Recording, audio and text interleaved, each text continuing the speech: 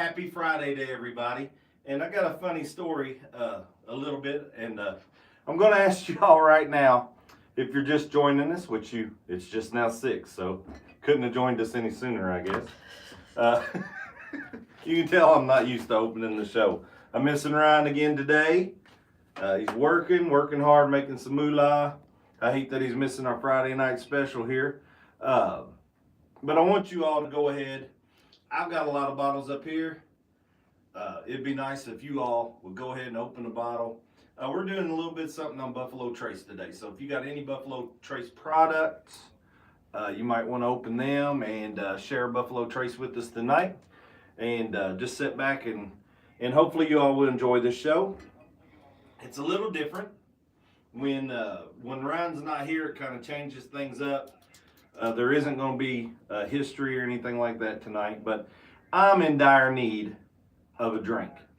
And the reason is, so the day started off lovely. It was a pretty busy week at work and a hot one here in Kentucky. And Corey said finally made it to alive again. Hello, awesome, Steve. Corey, how you doing? But it's a very hot week in Kentucky, a very good week, a very busy week at work. And I had a half a day to burn. So I went in this morning, burned half a day this afternoon because my wife and I had plans. Well, on our way home, and literally 2 blocks, maybe less than 2 blocks from my house, I get pulled over by the Kentucky State Trooper. Not for speeding, not for anything reckless or anything else. I had forgotten to buckle my seatbelt, and he saw it as I come across the bridge. I had a bright blue shirt on, so I guess it was easy to see I didn't have a black belt on, and he pulled me over. But the funny thing was, he was super nice.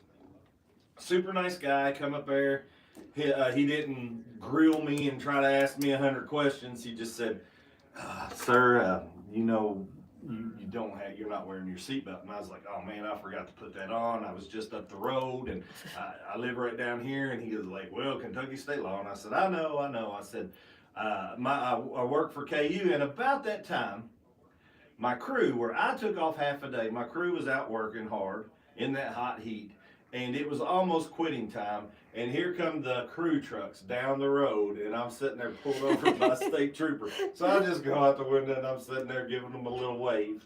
And so I'm going to hear about that Monday morning, I know. Go ahead. Miss Leslie said, happy Friday. Weller Antique over here. Awesome. Weller Antique's a great one.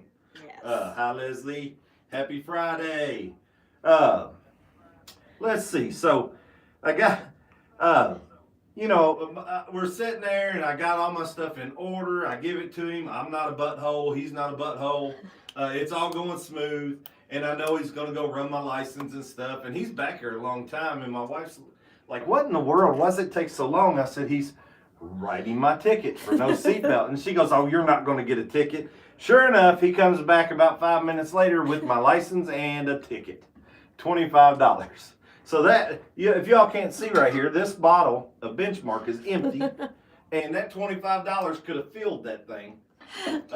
But anyway, so I'm out of bourbon this week, and the courthouse is going to get a good ticket. Good amount of money? Well, $25 is still $25. Yeah. And so that would have been a good one to have. First time I've got pulled over in a really long time, and it was for a seatbelt. But I blame my wife, and you all, I want you to listen. I know when you sit down in the car, she's not going to lean over and put your seatbelt in, okay? I know that, but I want you all, I want everyone out there right now to take a side and you comment, because I think it's her fault. All right, she refuses. Ouch. Oh, yeah. Well, she refuses to wear a seatbelt, okay? Well, when we come over that bridge, I seen him just like put it in drive immediately. I knew he was after us. There was another car right on our tail though. So he puts his lights on, the other car pulls over, and I thought, well, maybe he's getting the other car. No, here he comes around it, and then the car in front of me for some reason pulls over. Go ahead. Corey already said I'm on the producer's side. You're on Corey, you haven't heard the argument, because you're going to agree with me, Corey. You're going to change your perspective. So once he finally pulls us over, so in that time, I'm like, she's like, buckle up, babe, because usually we'll grab our seatbelt real quick and click it, and then, but I didn't. I said, he got me. I know he had me. It was clear vision of my shoulders, clear. I wasn't going to argue, nothing. So hopefully, I was going to bat my eyes and raise up my skirt and see if I could get out of it, but it didn't work. But anyway, she got buckled, so we didn't get a passenger ticket. But here's my dilemma. All right, I'm in a car. I buckle up every day when I'm driving my personal vehicle, which is a Jeep. I wear a seatbelt. When I'm at work and I drive the work vehicle, I have to wear a seatbelt, or the whatever computer system in there tells on me, and I get in trouble at work. So I'm always wearing a seatbelt. But when I get in the vehicle with my wife, she refuses to put a seatbelt on. So In the rider's seat. I'm not going to put a seatbelt on, because if there was an accident, I don't want her to get thrown out of the vehicle through the windshield and me sit there safe and sound and watching her do all that. So that's my story, and I think that you all agree. She should either wear a seatbelt and we both wear it, or we both don't wear it. That's on her for refusing. When I'm driving, in my defense, when I'm driving, I do put my seatbelt on. So she says when she's driving, she wears her seatbelt. And I can understand that, because if you rode with her, you would wear a seatbelt too. But when I'm driving, she still needs that seatbelt, because I'm not going to watch her struggle when I'm sitting there safe and sound in my seatbelt. But anyway, so she owes $25 to the courthouse, and we'll get on with the show. So, please, let's do. If you're wondering what's going on here, and you all can comment that you're siding with me. It's fine. She won't be mad, and she can't block you from the show. She doesn't know how to. But anyway, so today we got a bunch of Buffalo Trace products up here. And if you're wondering where all the Weller is and all the Pappy is and all the Blantons is, it is because we are focused today on mash bill number 1. Now, many months or weeks or something ago, I wanted to do an episode, just a show, not a live. I wanted to do just the show of me tasting the mash bill number 1 products and picking my favorite. Well, it took me a while to get an old charter. I finally did. Then stuff was coming up. You know how shows go. But since Ryan's not here, he does not like to compare bourbons. So this was the perfect opportunity to go ahead and do this show. Now, I am not going to drink 15 bourbons or whatever's up here. So on these things, I'm going to take 1 bottle of these. And I'm going to start, let's see. Now, I'm going to ask my producer, because we didn't talk about this before the show. Should I sample one as I'm talking about these, or should I wait and do them all at the end? Because I've got a grade sheet up here. I think you should wait, because that might influence your... Well, it would be weird if I'm drinking one, but I'm talking about another one. Yeah. Okay. So today, guys, mash bill number 1, it includes the E.H. Taylor lineup. Some, not all. It includes the Old Charter Oak, Eagle Rare, Buffalo Trace, Stag, and the one I don't have up here is George T. Stag. Go ahead. It says at Crazy Corey 2026. Change my display name up a bit. Nice. All right, so it has Stag. I do not have George T. Stag. I think it would be unfair to compare that to these anyway. I'm sure it would probably win. But I do have Stag in here, and guess what? I haven't included Stag in this lineup either. And here's the reason, and you can tell me if I'm wrong. But the reason is Stag is so high proof. It's 127.8 proof Stag that I would automatically know which one that was. And my bias towards Stag would probably pick me to win it no matter what, because I like Stag. So I didn't include it in this because I know this is a good bourbon.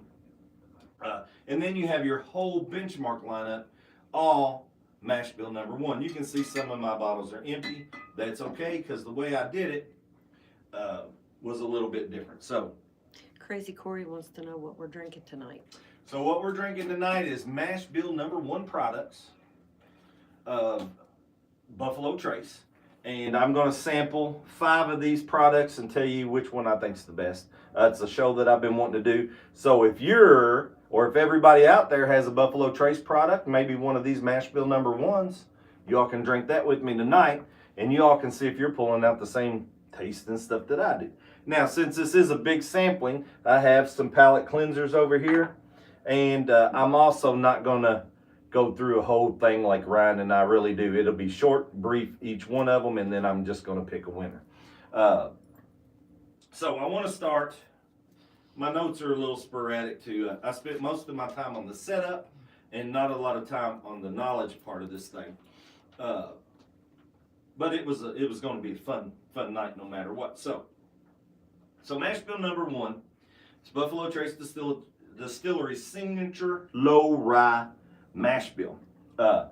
It was officially believed to contain 89% corn, 7 rye, and 4 malted barley. But of course, y'all know how secretive Sazerac is and Buffalo Trace is. They do not disclose their mash. So that is unofficially believed, if you heard that part on there. But whatever it is, it does produce some of the most sought after bourbons in the world. And I mean, you can see that there's a lot of allocated stuff in this lineup. And as far as allocation goes, Benchmark and probably the lower end Old Charter are the only ones you can really find of these. Buffalo Trace is actually allocated, becoming more available in the stores now. So that is a good thing for all us bourbon drinkers. But anyway, so what we are going to start with, I don't know which one I'm going to be drinking. This is going to be a blind taste.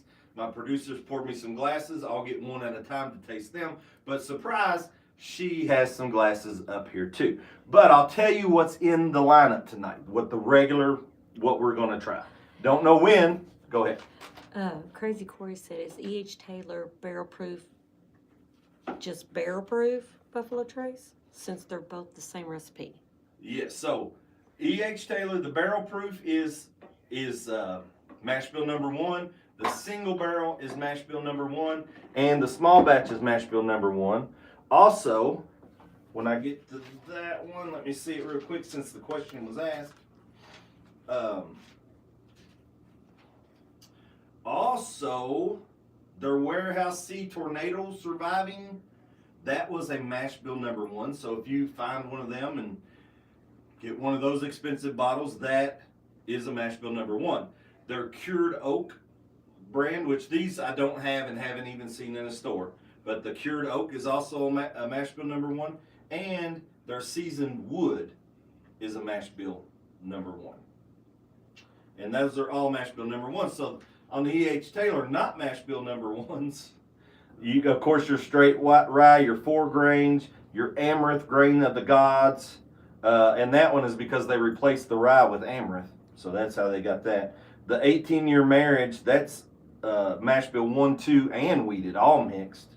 And then the old-fashioned sour mash is not mash bill number 1, and they said there was some chemistry things that went on that changed it, so that's why. But the others are, these 3 that I have are all mash bill number 1.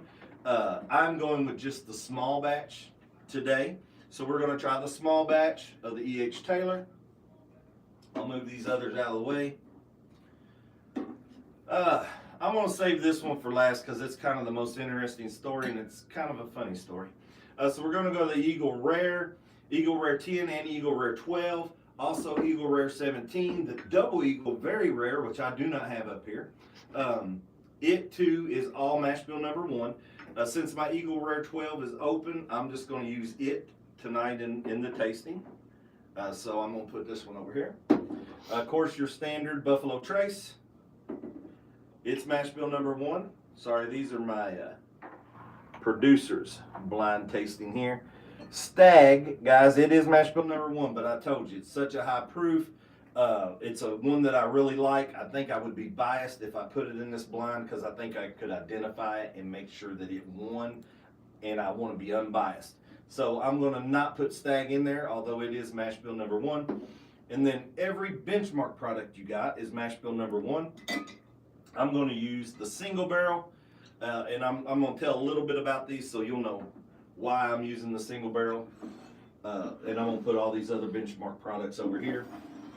And now I'm still gonna wait on this. I'll tell you about these when we get there. All right, so. Peter said he's going with the Eagle Rare 10. Eagle Rare 10, good choice.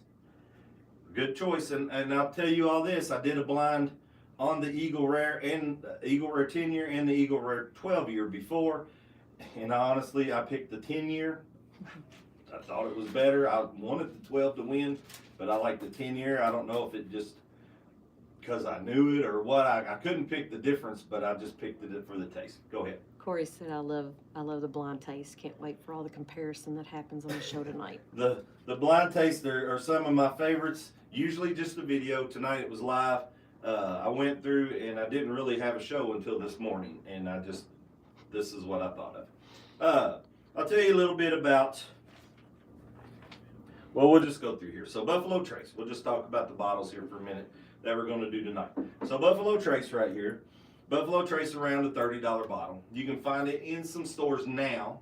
It used to be that, most stores would get maybe a case of it a month and that was it. But now it's starting, you can see it more and more on shelves. It's around $30. It's the namesake or the flagship bottle in Mash Bill No. 1 lineup. It was first introduced in 1999, August of 1999, and it was considered, they produced it because it was right when they changed the name of the distillery from George T. Stagg to Buffalo Trace. So they released this at the same time they did that. And the bourbon, Buffalo Trace, is typically aged in charred 4 barrel, about 7 to 9 years old, and is bottled at 90 proof. So that's how quick these little descriptions are going to be. But I didn't know this was 7 to 9 years old. This is their flagship. It's very inexpensive. And to me, honestly, when I drink it plain and I know what I'm drinking, it doesn't taste 7 to 9 years old. So we'll see how it does tonight in the blind. All right. Peter said he had a sample of the age 12, and he said it was pretty good stuff. It is very good. All right. So now let's go to Benchmark. We're doing the single barrel tonight. And the reason we're doing the single barrel is because it puts it at 95% or 95 proof. So this is a 90 proof, this is a 95. The Benchmark was not released with an all Mash Bill No. 1 product until 1995. And that was because it was a completely new product to them. But it has a history dating back to 1960, where it was owned by Seagram and was a high-end luxury bourbon for them. Then it was acquired by Sazerac in '89, where it was contract distilled by through Heaven Hill Distillery. Then Sazerac acquired the George T. Stagg Distillery and started making a budget tier Benchmark with Mash Bill No. 1, releasing it with all Mash Bill No. 1 in 1995. And they pivoted from a luxury bourbon to an affordable bourbon. And out of all these, so the Benchmark, I didn't even write I did. So all these Benchmark products, the single barrel being $24 is the most expensive, and the old number 8 there is around $10. So all these are between $10 and $25 or $24. Every Benchmark product that you find. All right. So now the third one. All right, I guess we'll go on and get into the Old Charter because it's next on my list. So Old Charter is a legacy brand. It was already being made at GTS Distillery. So when they got the brand and they got the distillery, it was already being made, so they already had aging barrels of it, okay? But it was made with what is now known as Mash Bill No. 1. And the funny thing about that is Mash Bill No. 1, or what is now known as Mash Bill No. 1, had its first use in 1992, okay? So 1992 was the first time that mash bill, particular mash bill, it was probably called the low rye mash bill then, was used at George T. Stagg. That became what is now Buffalo Trace's Mash Bill No. 1. And the funny thing about it is, Buffalo Trace's mash bill number 2 was actually first used in 1984. So it came before mash bill number 1, but it's now number 2, and this is now number 1. I can't explain the reasons they do things. I can just give you the information that I find. But anyway, so Legacy brand, it was first released in 1999, so as soon as they got it, it was like Buffalo Trace, they could put it out because they already had aged stuff. There was a controversy on the Old Carter. They used to release it at Old Charter. There is an Old Carter bourbon, it's not a Kentucky bourbon. Old Charter.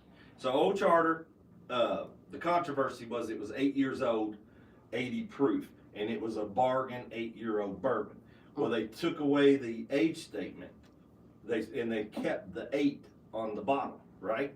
So they kept the number 8, kind of your eyes is going to see that, but they didn't guarantee 8-year-old bourbon was in it. Anyway, and that became a lawsuit and everything. Buffalo Trace was in a lawsuit. I think it got dismissed, but it was a controversy for years. And if you know anything about age-stated bourbons and stuff, if it says Kentucky Straight Bourbon on the label, and it is not at least 4 years old, you've got to put an age statement on it. So it's got to be like 3-year-old bourbon or 2-year-old bourbon or whatever. This does not have an age statement, and you would think, okay, it's 4 years old. That may not be true. They think this bourbon is between 3 and 5 years old, and the reason is because they say it's aged for at least 4 or 8 seasons, and a season is about 6 months. But they found some kind of legal loophole. Okay. The funny story about Old Charter and what we're going to do here tonight and why we're doing it this way, okay? So this bottle here is the only bottle of Old Charter, or what I would consider Old Charter, that I had. It's Charter 101. This is a bourbon that's no longer made at Buffalo Trace. They discontinued this bourbon. They wanted the bourbon to go elsewhere to some more of their premium products. They just shut down the Charter 101. So this was a bottle I actually found at an auction. And since it wasn't made anymore, I thought it would be a good buy. I got it pretty cheap.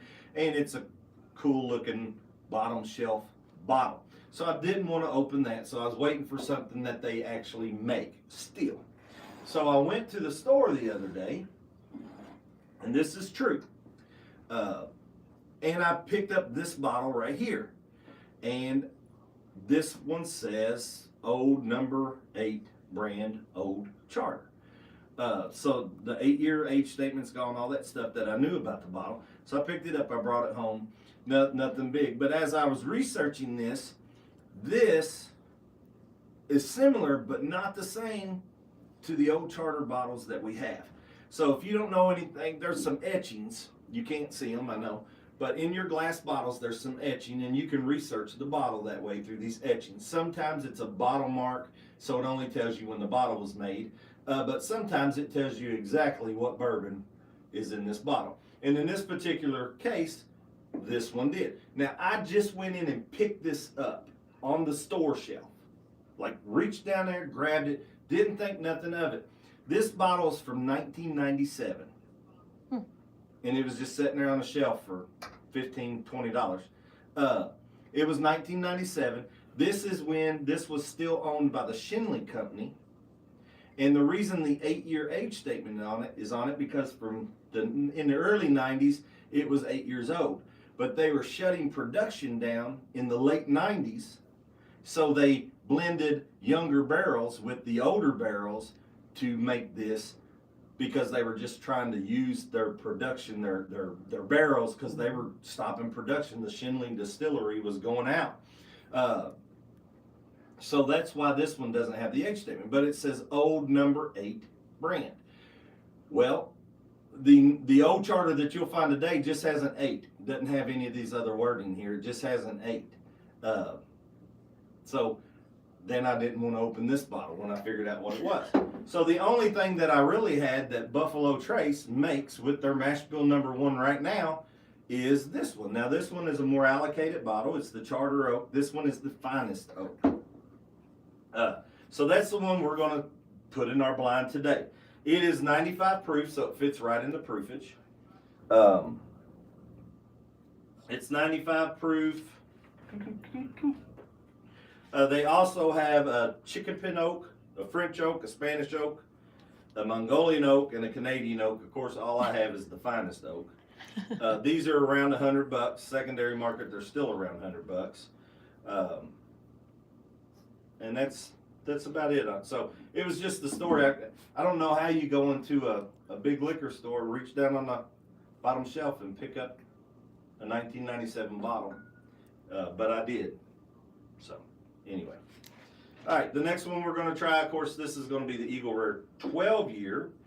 Eagle Rare 12 year goes for about $60 MSRP if you can find it for that. The Eagle Rare 10 is about $50. Anyway, it was first released using a Buffalo Trace mash bill in 2002. It was like benchmarking away. Sazerac acquired the Eagle Rare in '89, but it didn't have the distillery, so it contract distilled that through Heaven Hill again, or contract sourced, it says, because they had to get aged barrels at least 10 years old. Then when they got the distillery, they started barreling it, so that was in '92. So this was first released in 2002. With mash bill number 1. So all that you get now is mash bill number 1. So that's going to be in our lineup today. And then of course, we talked a little bit about the Colonel E.H. Taylor. But this one goes, the small batch goes for about $60. That's MSRP. Not that you can get them for that. Your single barrel goes for about $75, and your barrel proof goes for about $90. Now those are, you'll say, I ain't never seen one for that. It's because you're not seeing them at MSRP. So they go for a lot more secondary and through your smaller or lesser liquor stores. But the lineup was at the premium canister package lineup. It was first released in 2011 as a limited edition old-fashioned sour mash, and then it was followed by the single barrel and straight rye. But it wasn't in 2013 until E.H. Taylor small batch was released using 100% mash bill number 1. So that's our lineup today. Of course, George T. Staggs should be in this. It was first released in 2022, entirely a new brand, and it was released at 15-year-old or 15-year-old 2002. I think I said 2022. Every bottle since 2002 has been mash bill number 1 and is always well-aged, barrel strength, uncut and unfiltered. And then the Stag is the same way, but it wasn't released until 2013. And that's just because there was such a demand for George T. Stagg in their antique collection. There was such a demand for it that they wanted the same thing, just a younger version. So they did uncut, unfiltered, barrel strength Stag to mimic its big brother. And it's supposed to be more affordable and more easily assessed. These you can get for around $70 at MSRP, but they usually don't find them for that. They don't carry an age statement, but these are considered to be 8 or 9 years old too. These were also 7 to 9 years old, but these taste nothing alike. All right, so if you, let's get to tasting. I got my things here. And I got my palate cleansers. So each one, babe, when you're or producer, when you take yours, whatever you do first. So before your first drink, if you cleanse your palate with water, make sure you use the cracker or the apple before your first one. That way, it has the same advantage as all your other ones have. Okay? Yep. All right. So I'm going to give you one, and nobody knows what it is but me. Okay. And then you're going to give me one, and you're going to show the crowd what I'm drinking, right? Sure. All right. So there's yours. So you want me to do it now or afterwards? You can start. Well, I'd show the crowd what I'm drinking right now. Oh, you want them to see what you're drinking now?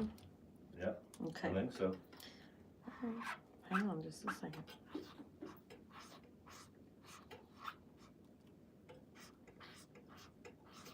All right. This one here is pretty sweet, guys. All right. I made a card for you. You could just hold it up. Oh. You don't have to write it again. Oops, sorry. Okay. This production, you should have practiced this. So this one's smelling like it's got a lot of sweetness in there, but it's caramel and vanilla. You get those oak things in there. Okay. To me, it doesn't seem complicated. It seems like a fairly, I don't know, it seems like a common bourbon smell. Okay. All right.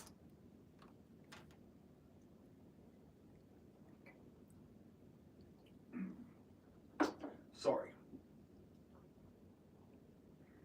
I meant to do my cleansers. I just told you to do. Yeah. Mine has a really, really good taste or smell. It has a really, is a pleasant, mild smell. What's your glass say on it? What's my glass say on it? Uh-huh. It says Peerless. All right. You turn your back. Okay. I'm going to show the.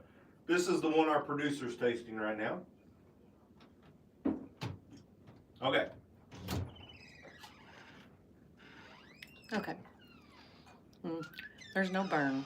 No burn? No, it tastes like a very low proof, but it has a very nice flavor. Oh. Well, I meant to tell everybody. Of course, this is 100 proof, a 95 proof. The single barrel's 95. This is 90, and this too is 95. So they're all very close to their things. This is my first one of the night, so the acclamation needs to come. I'm sorry for the silence and stuff. What are you looking at? We have a guest in the studio. A non-bourbon enthusiast, and she smelt one, and it struck her away. She's running for dear life. Okay. Okay. It's a very easy drinker. This one is too. I do kind of like the taste that I'm getting out of this one. It's kind of yeasty. Are we gonna write down which one we think we're drinking? I'm not guessing which one I'm drinking. I'm just giving like what I taste and what I feel, and then I'm just gonna grade them. So smell and taste. Oh, you want me to do the same I thing? thought it had a fairly normal smell. What would you like me to do? What are you doing? I'm giving the smell a grade and the taste a grade, Okay. and then an overall grade. All right. That was.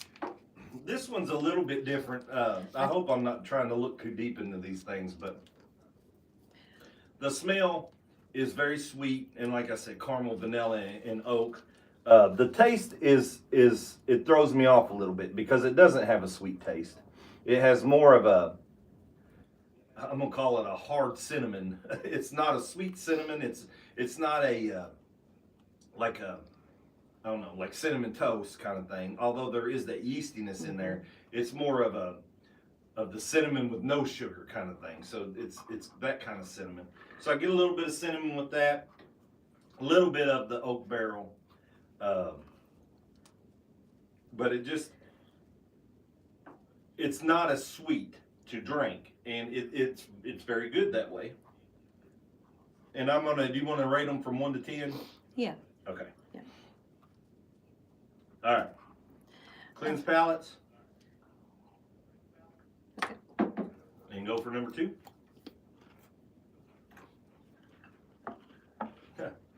You are just seeing me eat and stuff up here. I'm sorry. If Ryan was here, of course, he would have his playful banter. Yes. As I would be talking with my mouth full like I am now. Okay. There you go. This is my second one. Mm-hmm. All right, wait. Here's your second one. Okay. All right, and if you close your eyes, I'll show the crowd what you're drinking. Okay. All right, ready? Close them. Oh. All right. All right. All right, this is a more subtle smell. Okay. This is what he's drinking. This is what I'm drinking in front of the camera there, if you can see it. Okay. This is very subtle because I'm not getting a whole lot of notes at all out of it. I have to breathe in real deep to get. It's kind of strange. Maybe it's because the other one was so sweet. Mm-hmm. All right, so The smell doesn't jump out at you, I can tell you that. So This one doesn't either. you don't have a smell either. No. Maybe we're drinking the same thing. Or maybe it was because our first ones were so... No, my first one was very subtle. But this one's even more subtle. Yeah, this one's very possible? subtle. And if I had to pick out anything... Now this. I'm going with just like a field of wildflowers because you got just a subtle floral smell to it. And I'm just going to go with that. That to me, it isn't a smell that hurts it, but it doesn't enhance the delivery of this thing. The first one definitely tastes better and smelled better.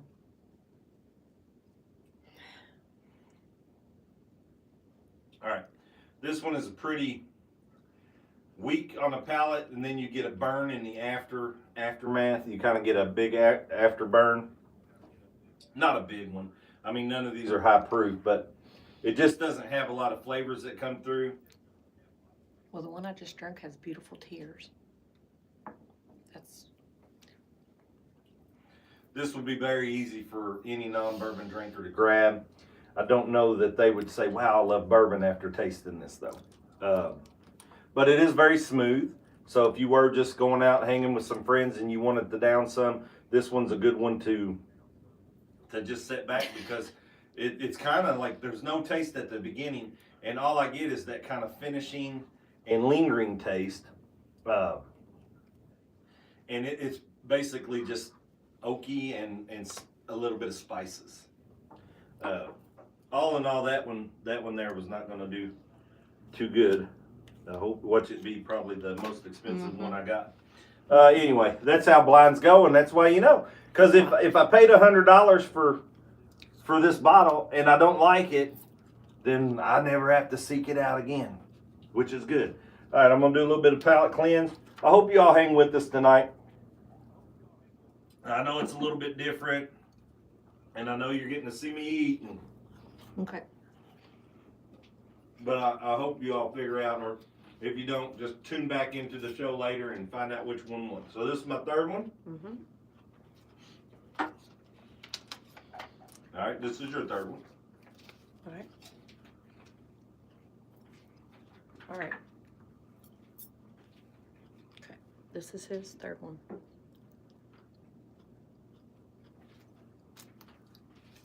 All right. So let me find your third one. Which glass did I give you? Jeff the Creed. Jeff the Creed. Mm-hmm. Okay, for everybody, this is the one she's drinking. All right. Okay.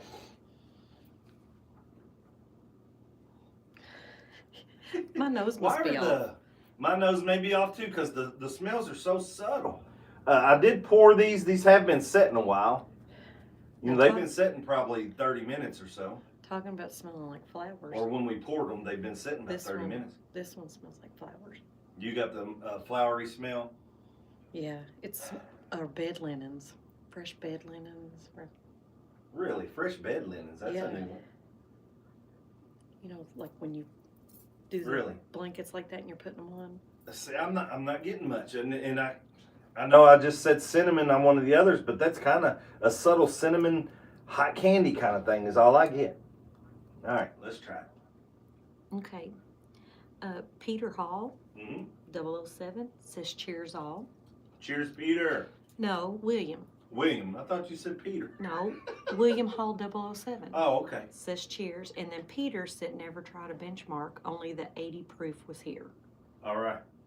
So, cheers, William and Peter. So, all you had was the benchmark old number 8 brand. The other benchmarks I had some people at a liquor barn, just customers. You know, we were in there looking at bourbons, and he said that one he picked, I think the Bonded. He said it won their taste test at the house.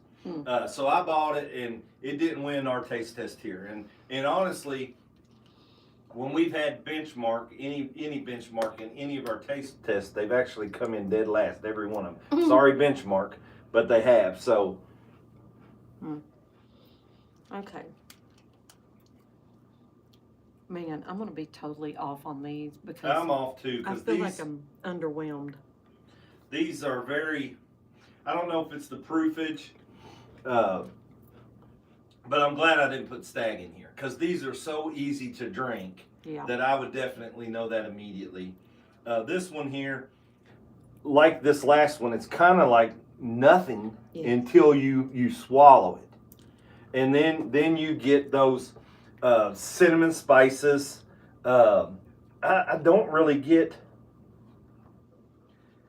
I get a little maybe smoky barrel in there, but not a whole lot. These are going to be disappointing when you see mine. Corey said Benchmark is a win for the value category for sure. Benchmark definitely good value, and if you do that full proof, it's under $25. It's 125 proof. So if I did do the Stag in here, I probably would have put the Benchmark in, but it still would have all that proofage I would have known compared to these others. Yes. Because they're not. Now that one does have a little bit of lean green finish with just some tingly spices on the tip of my tongue. But it's nothing fantastic. It's really nothing fantastic. Sorry, number 3.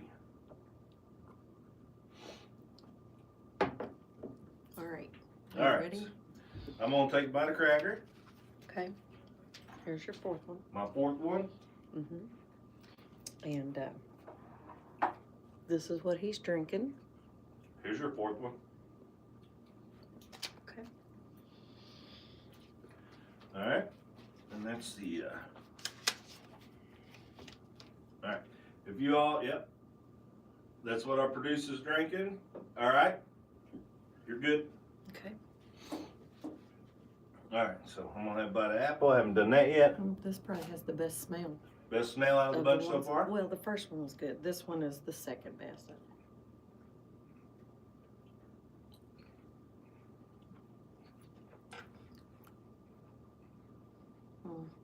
Now, this ain't an official, you all know when I do a tasting, when me and Ryan taste them, when the bottle's empty, I put our rating system on the bottom. And I put it on our shelves over there to know what that is. This is not an official rating tonight because I'm comparing them. And like Ryan says, you should enjoy what you're drinking. I agree with that 100%, but I still like to know what's better. So I like to compare.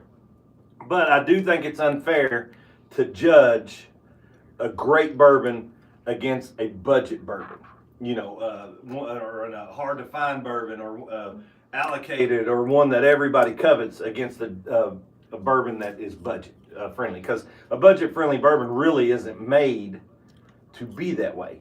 It's made to be affordable. It's made to get the job done. It's made for new bourbon drinkers to come and maybe taste and try and maybe get adventurous with trying some more products. Right. So it's not fair to compare them. And that's kind of what I'm doing here, just in a taste test, but I'm not rating it officially. All right. So I haven't drank my 4th one yet. All right. Well, I'm drinking. Maybe you can tell us what you thought of your 4th one. It had a very good smell. It had your caramels. It had your vanillas. Are we drinking the same things? Because I'm getting massive caramel and vanilla right off the front of this. The one that I just now, it tasted more cinnamony than the rest of them I've drank so far. So. Well, when I nose this, it's a caramel vanilla bomb. That was my first one. Just caramel cube candies. I've said that before. It takes me back to my childhood when I sat on my aunt's lap and she was reading the Bearstein Bears or the Bernstein Bears, whatever you want to call them, because of that. What's that thing where you call it one thing your whole life, but it's really something else, and it's, what is that? You being wrong? No, when it's a Mandela effect. Oh, okay. It's one of those that everybody says is a Mandela effect. So, but it takes me back to that caramel candy and the good time that I had sitting on the lap and her reading me those books. No, that's the way my first one seemed to me. Okay. The very first one I Well, tried. this one's very good. Are you saving things to compare side by side? No. Okay. Well, so these two, really, this one's good. This one's good. These two, I think, are out. But this one seems pretty fantastic. No, see, that was my first one. That's the feeling I got on the first one. Well, no, this fourth one was good too. I don't. This one here, I'm getting the darker fruits, and I know that's a generic term, but I'm thinking plum or cherry. Mm-hmm. All right, so I get that plum and cherry. I get that good oak taste. I get some good smoke. This is a really good bourbon.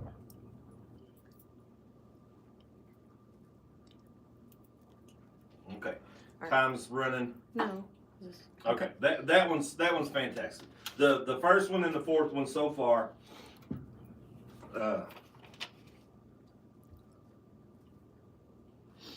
All right, Okay.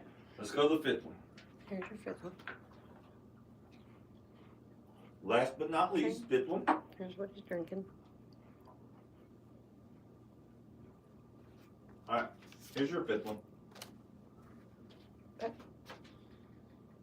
All right, now you got your head turned. Mm-hmm. Here's what she's drinking. All right, fifth one. Come on up. Let's take a bite out. That's got a good smell. You said it's got a good smell? Mm-hmm. My second and third one, not so much. My second and third one. Well, I guess it was my second and third one too that wasn't so much, but.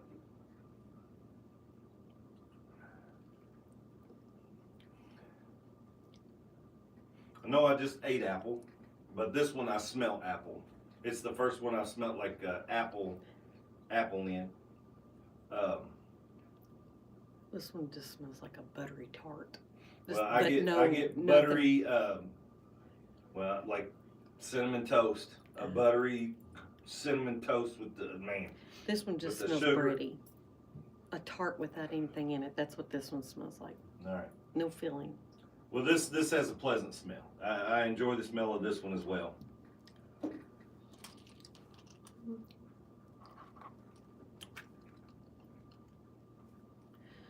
It's got good. It's got a pretty good flavor. Okay.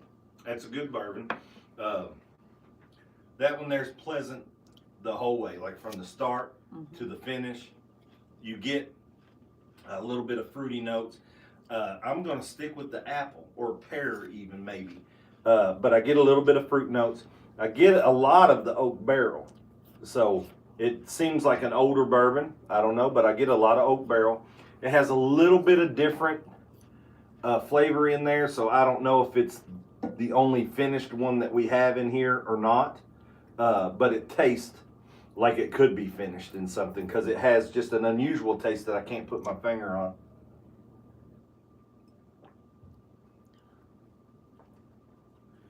Very smooth. They've all been pretty smooth though. It's got that buttery texture. All right, I give it another rating here, and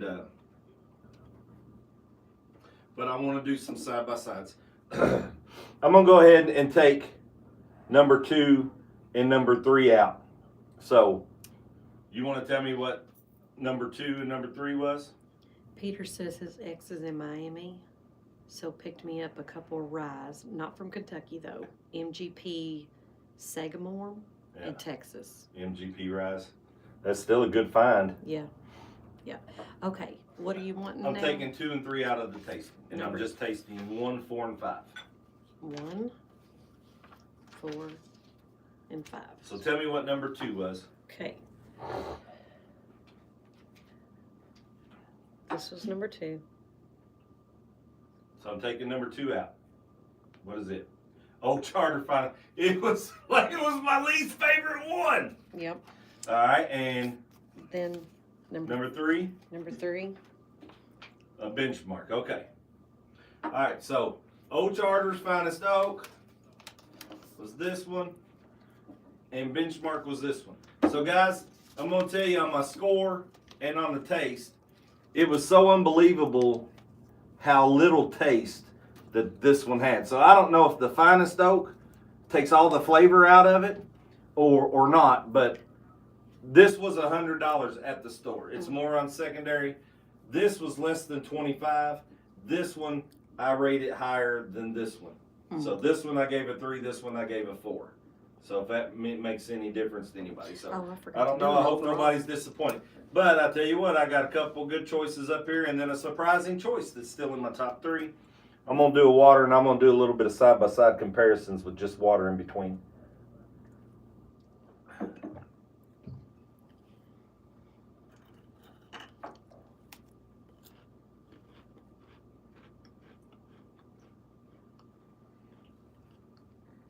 Sorry, guys. That one there, it's a little mild. I may have to get some more water. Why don't you tell us what you're thinking about yours? Which one would you eliminate, or 2? 2 or 3. 2 and 3. They were my lowest ones. That one's smoother. This one not a little bit harsher. This one's more smooth. This one has more robust flavors than this one. So what is my 2 and 3? What's your glasses say? Your number 2 glass. Heaven Hill. All right, your number 2 glass, Heaven Hill, was the E.H. Taylor bottled and bond. So take it out. Oh wow. Okay. That's kind of sad. And number 3. That's Jep the Creed. Number 3 was Jep the Creed. That's your benchmark. So take it out. Okay. That was my lowest ones. Okay, so benchmark was.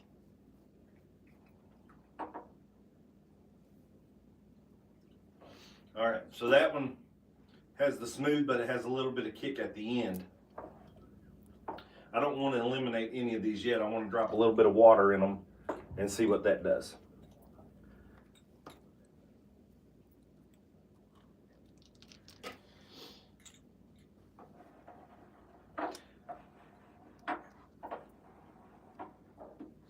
All right.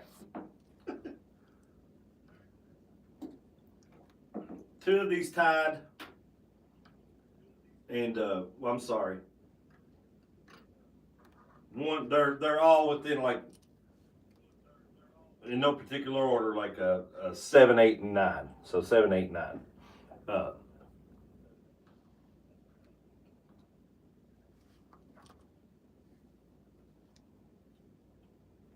The water kind of muted everything. Made it kind of flat. Then you get a little bit of that cinnamon, black peppery spice burn at the end. I wouldn't put water in it. I know time's running out on us, guys. A little bit longer episode.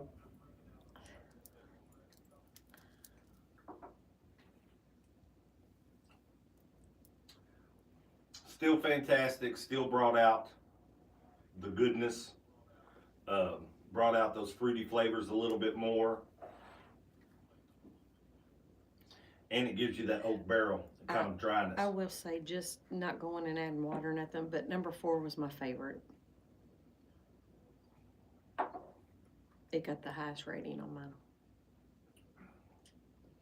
All right, I'm going to eliminate number 1. Which one was that?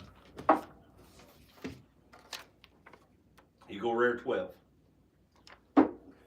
I'm surprised this little buddy's sitting in there. And I'm going to tell you what, I didn't realize how good this was until I started comparing these things side by side. Well, this is a good pour. And out of my 3, I would have eliminated number 5. You would have eliminated 5? It's New What's Riff. on the, what is it? New Riff. That's your regular Buffalo Trace. All right, so you have 2 left. I have 2 left. Your 2 that's left is what? It's number 1, which is Peerless, and then the plain glass. Peerless and the plain glass. Okay. All right. All right, this is going to be hard, guys. Decisions. If I pick this one, I'll never buy any of this other stuff again. It's too hard to find, and it's too expensive. When you get it, when I can pay $30 and get this one.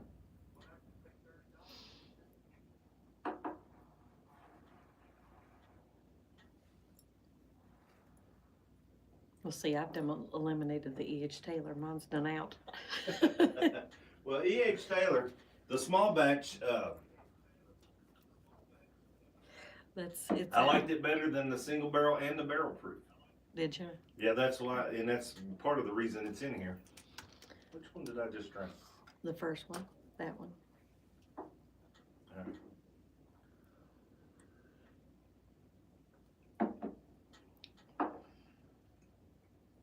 All right. So it'd be number 5. Number 5 is your winner, the last one. Yeah. E.H. Taylor small batch. Okay. And then your second one is. Buffalo Trace. Yep. So that's the. So this is how mine finished, guys. 1, 2, 3, 4. You're going backwards from the camera. Oh. But that's okay. It doesn't matter. 1, 2, 3, 4, 5. All right. So which one do you like the best? I like number 4, the plain glass. The plain glass. The plain Glencairn was this one. So your first was this one. Yep. And what was your second was My this second was number 1. Yeah. So that tells you the difference in taste profiles. Because I thought this one lost all flavor, and you've got it as number 2. Yeah. You've got this right up there as number 1. This is a fantastic bourbon. I can't believe this one beat it. I can maybe believe this one because this is an incredible bourbon as well. Mm-hmm. Sometimes you're shocked by your own taste buds. So I don't know what to say. But we could do this again tomorrow, and it could be totally different. And she's right. You could do the same thing tomorrow, and it may taste all different. Depends on what you've had through the day. I think it depends on mood and company as well. This was just a blind taste test, and I'm gonna tell you, the top 3. My top 3 were great, Mm-hmm. and I would put them in a really good or great category of bourbon. And I'm just surprised that this one was in there because honestly, I never even considered it one of those that, I would really sip and savor. I considered it one of those that, I'm going to mix or I'm going to shoot, or I've got it out in the golf building and I drink on it from time to time, but I like my Woodford. I think I like my Woodford better. It'd be a little bit different if I did a blind on that, maybe. Who knows? But anyway, guys, I hope you all liked tonight's show. I'm sorry it's a little bit different. I do thank you all for joining us. I ask that you all tell your friends about it. Give us a like and follow if you haven't. If you come back and somebody comes and sees this episode later, give us a like and follow. Hopefully, Ryan can be back next week. And then if he's not going to be around, I'm going to try to get some guest stars on here. And we always take suggestions on co-stars. Show Yeah, ideas. if y'all got any show ideas, I do read the comments. If y'all comment later, like if the show isn't live, that's fine. Y'all put some comments on there. I do read those comments for show suggestions. If you're picking those $1,000 bourbons, though, you're probably out of luck because I don't have any of them.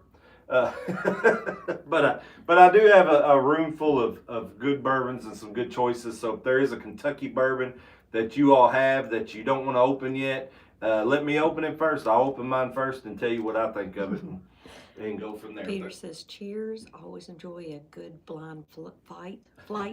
And then Corey said, great show. Cheers. Pick me. Pick me for the co-star. All right, Corey, I'll get you. Anyway, guys, I don't really remember how to close these things. Ryan does it well. I'm just going to say that I appreciate y'all tuning in. I appreciate y'all being my drinking buddy tonight. And I ask that you follow us, come back and watch again, give some show suggestions, watch some videos, do some TikTok with us. And why drink alone? And why drink alone when you can drink with us, right? And we'll see you next time. I'm going to go ahead and cheers to my number 5. So cheers, guys. Happy Friday.